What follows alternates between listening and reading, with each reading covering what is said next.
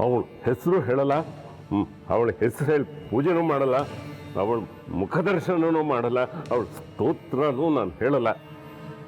ಅದಕ್ಕೆ ಗೋಡೆಗೆ ಮುಖ ಮಾಡ್ಕೋತಿರೋದು.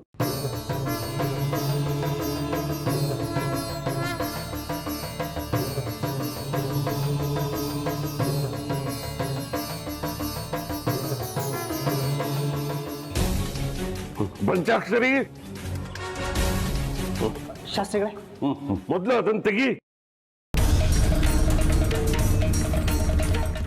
ಅಂತ ಹೇಳಿದ್ನಲ್ಲ. ಆಯ್ತು, ತೆಗಿತೀನಿ.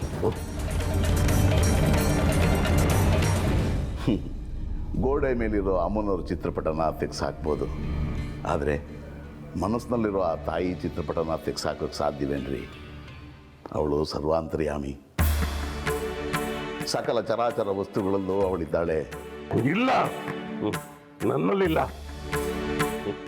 ತಾಯಿ ನನ್ನಲ್ಲಿಲ್ಲ. ಕಾಪಾಡು ತಾಯಿ ಇವನಿಂದ.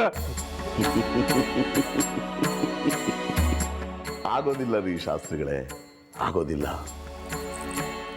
ಇದನ್ನೇ ಅಮ್ಮನವ್ರ ಮೇಲಿರೋ ಮಮತೆ ಅನ್ನೋದು, ಇದನ್ನೇ ಆಸ್ತಿಕತೆ ಅನ್ನೋದು. ದೇವರನ್ನ ನಂಬಿರುವಾಗ ಆ ತಾಯಿ ಶಕ್ತಿ ಗೊತ್ತಾಗೋದಿಲ್ಲ ರೀ. ಒಂದು ವೇಳೆ ಅದನ್ನು ಬಿಟ್ಟ ಮೇಲೇ ಅದರ ಕಷ್ಟ ಏನು ಅಂತ ಗೊತ್ತಾಗೋದು. ಹಾಗೇನಿಲ್ಲ, ಇರ್ಬಲ್ಲೆ. ಅಮ್ಮನವ್ರನ್ನ ಬಿಟ್ಟು ನಾನು ಇರ್ಬಲ್ಲೆ, ಇರ್ತೀನಿ. ಇದ್ದು